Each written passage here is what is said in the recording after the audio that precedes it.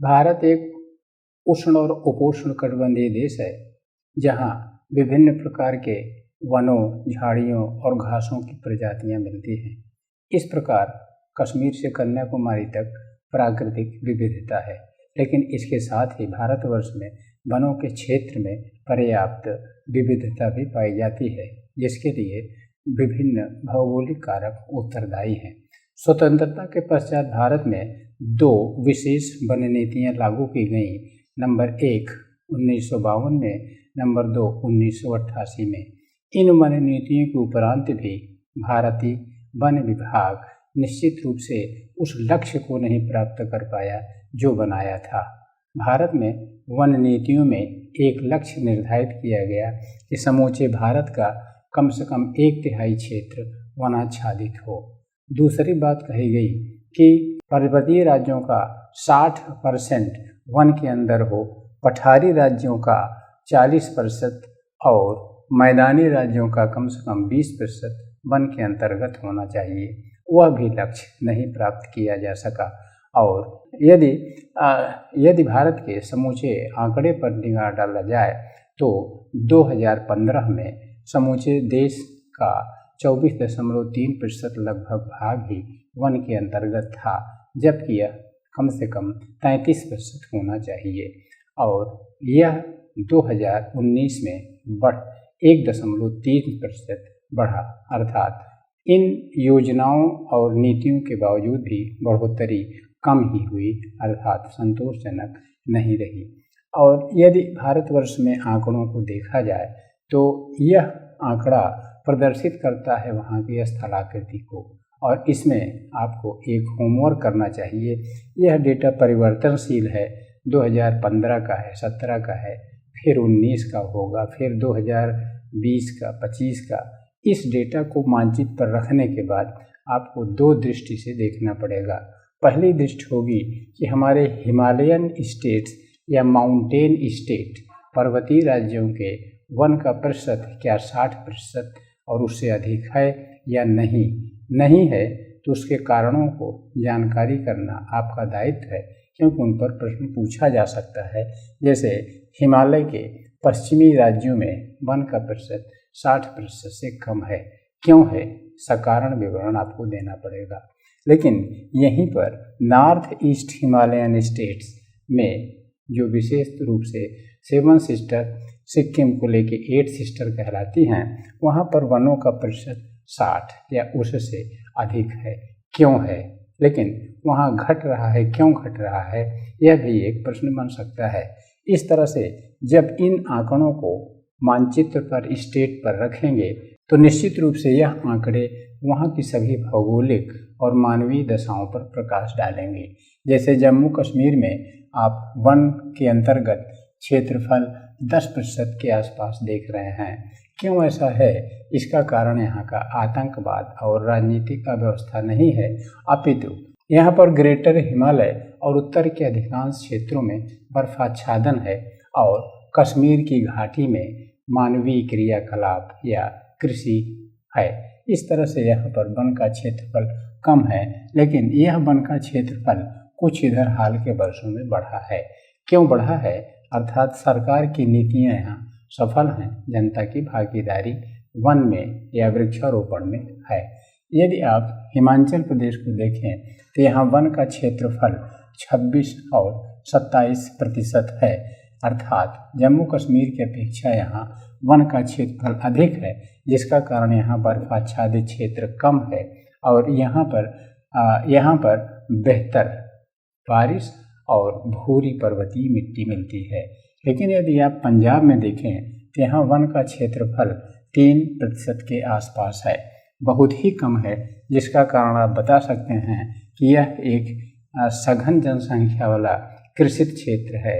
लेकिन सघन जनसंख्या भले ही हो, मैदानों में सरकार ने अपनी नीति में कम से कम 20% वन क्षेत्र की बात कही है, जो बहुत ही कम है। और इसी के निकट यदि आप राजस्थान में देखें तो यहाँ पर 4% के आसपास वन हैं। जिसके क्या कारण हो सकते हैं, आप उत्तर दे सकते हैं। यहाँ पर शुष्क और अर्ध शुष्क परिस्थितियाँ हैं, बारिश कम होती है और वृक्षों का विकास कम होता है। लेकिन उसी के साथ ही यहाँ पर खिसकने वाले बालू का स्तूप, तीव्र हवाएं भी जिम्मेदार हैं वन के क्षेत्रफल के कम होने के। गुजरात राज्य में वन का क्षेत्रफल भी 7% के आसपास है, यहाँ भी कम है अपेक्षाकृत। क्योंकि यहाँ पर कच्छ का रण है और यहाँ साबरमती के बेसिन में उपजाऊ भूभाग है जहाँ कृषि होती है। जनसंख्या सघन है। यहाँ गिरनार, शत्रुंजय, इन्हीं पहाड़ियों पर ही सघन वन है। इसी तरह से एक एक राज्य में यदि आप इन डेटा पर विचार करें तो निश्चित रूप से वहाँ की प्राकृतिक और मानवीय दशाएं वहाँ के अधिक या कम वन होने की व्याख्या करती हैं। आप उत्तर प्रदेश में देखें तो 6% के आसपास वनावरण क्षेत्र है, जो कम है कारण सघन जनसंख्या और कृषित भूमि। लेकिन इसको मिनिमम वन नीति के अनुसार 20% होना चाहिए, जो कि बहुत दूर है। इसी तरह से समूचे पंजाब या Satluj plain, upper Ganga plain, middle Ganga plain, lower Ganga plain में वन का क्षेत्रफल अत्यधिक कम है। इसको एक कैटेगरी में रखा जा सकता है, अर्थात भारत की वन नीति के माप में यह अत्यधिक कम है। और पर्वतीय क्षेत्र को यदि चित्रित किया जाए तो उसकी कैटेगरी अलग हो जाएगी, लेकिन वह भी मानक से अत्यधिक कम है। उत्तरी पूर्वी राज्यों में वन का क्षेत्रफल अपेक्षाकृत अधिक है, 60% होना चाहिए, लेकिन अरुणाचल प्रदेश में 80% के आसपास और नागालैंड में 78%, फिर मणिपुर में 76% और मिजोरम में 68% और यहाँ पर 74%, 76%, अर्थात 7 सिस्टर्स में 60% से ज़्यादा वनाच्छादित क्षेत्र हैं, जो भारत के पर्वतीय वन क्षेत्र के मानक से अधिक हैं। इसका मतलब वन की दृष्टि से यह क्षेत्र संपन्न है। और इस पर अलग से प्रश्न पूछा जा सकता है कि भारत के उत्तरी पूर्वी राज्य मानक की वनों के क्षेत्रफल के मानक की दृष्टि से अच्छे हैं, इसका कारण बताइए। लेकिन यहीं पर प्रश्न पूछा जा सकता है कि इन क्षेत्रों में, जैसा कि हमारा अगला बिंदु होगा कि वनों में क्षेत्र में ह्रास हो रहा है, उसका कारण बताइए और परिणाम बताइए। इस तरह से यह एक संवेदनशील क्षेत्र है वनों की दृष्टि से, चाहे अधिक क्षेत्र पर वन फैले हों और चाहे विनाश की दृष्टि से।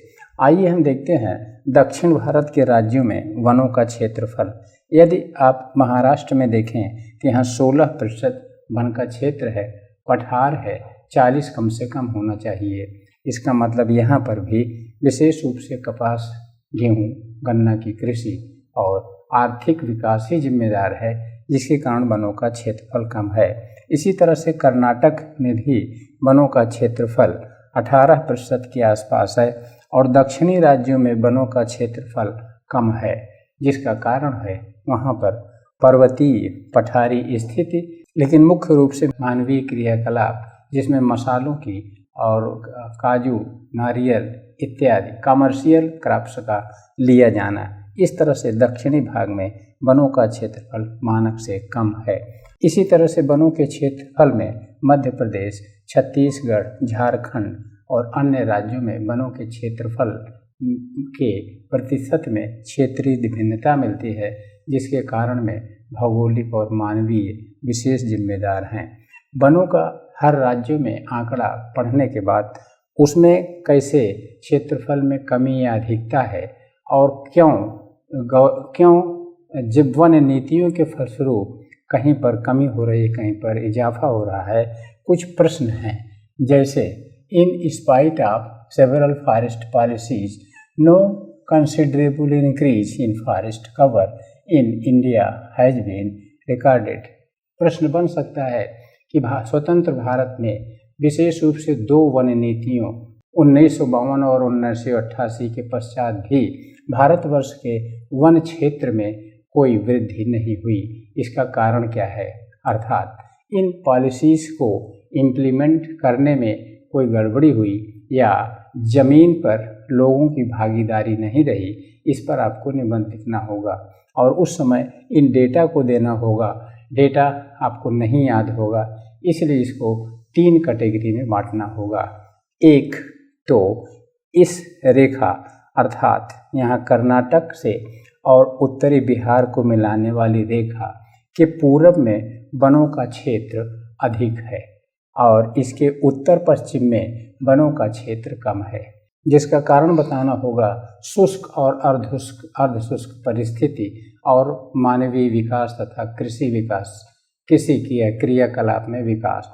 लेकिन इस रेखा के पूर्व में वनों का आवरण अपेक्षाकृत सघन है, जिसमें 2 पार्ट में बांटना होगा, एक उड़ीसा के दक्षिण के राज्य और एक उड़ीसा के उत्तर पूर्व के राज्य। और उत्तर पूर्व के राज्यों में वनावरण अधिक है, जो पर्वतीय वनावरण के मानक से अधिक है, लेकिन दक्षिणी राज्यों में वन का क्षेत्रफल अपेक्षाकृत कम है, लेकिन उसमें भी कमी आ रही है, जिसका कारण यहाँ आर्थिक विकास, कृषि विकास और फलोद्यान का विकास है। इस तरह से इन परिस्थितियों के बावजूद भी भारत में वनावरण क्षेत्र हर जगह बराबर नहीं बढ़ रहा है, क्योंकि भारतवर्ष में विभिन्न भौगोलिक और मानवीय परिस्थितियां हैं। इसी तरह से दूसरा बिंदु है, some states in India have recorded decrease in forest cover. Bharat के कुछ राज्यों में वन क्षेत्रफल में कमी आई है। उन राज्यों में विशेष रूप से हैं अरुणाचल प्रदेश, नागालैंड, मिजोरम, त्रिपुरा, मेघालय, सिक्किम, तमिलनाडु, तेलंगाना, छत्तीसगढ़ और मध्य प्रदेश। अर्थात ये नॉर्थ ईस्ट के 7 सिस्टर्स सबके सब लगभग वनावरण क्षेत्रफल में कमी रिकॉर्ड कर रहे हैं। इसी तरह से तेलंगाना से दक्षिण के राज्यों में भी वन क्षेत्र में कमी आ रही है। विभिन्न वन नीतियों के बावजूद भी ऐसा क्यों हो रहा है, ऐसा पूछा जा सकता है, जिसका उत्तर आप 2 पैराग्राफ में देंगे। पहला पैराग्राफ नॉर्थ ईस्ट के सब स्टेट मैप बना के इन डेटा को देकर और एक्सप्लेन करेंगे कि नॉर्थ स्टेट में वनावरण क्षेत्र में कमी का एक कारण है यहाँ पर ट्राइबल्स का होना और उनके द्वारा झूमिंग कृषि का किया जाना आज भी। यद्यपि केंद्र सरकार और वन मंत्रालय, पर्यावरण मंत्रालय ने झूमिंग को प्रतिबंधित किया है, लेकिन यहाँ पर आज भी ये लोग ऐसा कर रहे हैं। दूसरी चीज़ है कि नॉर्थ ईस्ट के ट्राइबल्स शिक्षा के दौर में पीछे हैं और वह सरकार की किसी नीति में सहभागिता नहीं लेते, इसलिए वृक्षों की देखरेख और उनका संरक्षण नहीं हो पा रहा है। इन 2 कारणों से नॉर्थ ईस्ट में वनावरण में कमी आ रही है। लेकिन इस प्रश्न का दूसरा पार्ट होगा कि दक्षिणी पूर्वी स्टेट में वनावरण में कमी आ रही है। इसमें भी आपको पहला कारण ट्राइब्स को ही बताना होगा, क्योंकि केरला, तमिलनाडु और आंध्र प्रदेश में भी ट्राइब्स हैं जहाँ पर कि झूमिंग कृषि की जाती है। और यह ट्राइब्स भी दूसरा पॉइंट बताएंगे कि वन नीति में सक्रिय सहभागिता नहीं लेते। और तीसरा बहुत इम्पॉर्टेंट पॉइंट कि सदर्न स्टेट्स में विशेष रूप से हॉर्टिकल्चर, फलोद्यान कृषि या मसालों की तथा अन्य कमर्शियल क्रॉप्स की जाती हैं, जिससे वनावरण क्षेत्र सिकुड़ता जा रहा है। इस तरह से भारत सरकार को अपनी वन नीति पर विशेष बल देना होगा और उसको 2 सेक्टर में बांटना होगा। एक इस कर्नाटक और बिहार को मिलाने वाली रेखा के पूरब के क्षेत्रों में वनावरण को फैलाने पर विशेष नीति तैयार करना, क्योंकि यहाँ ट्राइब्स हैं, और दूसरी इसके उत्तर पश्चिम में विशेष रूप से जहाँ शुष्क और अर्धशुष्क भाग है वहाँ पर वन को फैलाने की विशेष व्यवस्था करना, जिसके लिए भारत सरकार की सामाजिक वानिकी की योजना और यहाँ पर शुष्क और अर्धशुष्क में dry zone agriculture, drought prone area program को सफल बनाना और उसके लिए भारत में राष्ट्रीय जल ग्रिड के तहत भारत के पूरब के अतिरिक्त बाढ़ के जल को रिवर लिंकिंग द्वारा, नदी के जोड़ने द्वारा और नहरों द्वारा उत्तर पश्चिम तक पहुंचाना। और निश्चित रूप से अगर यह जल उत्तर पश्चिम पहुंच गया तो हर तरह की वानिकी और सघन वन उत्तर पश्चिम भारत में अधिक हो जाएंगे और राजस्थान का इतना कम प्रतिशत बहुत अधिक हो जाएगा, जिसको परखा गया है विशेष रूप से राजस्थान में इंदिरा नहर के सहारे, जहाँ पर एक सघन वन की पेटी तैयार हो गई है और उसमें जंगली जानवर निवास करते हैं। इस प्रकार से भारत में वनावरण के क्षेत्र को बढ़ाने की संभावनाएं पर्याप्त है।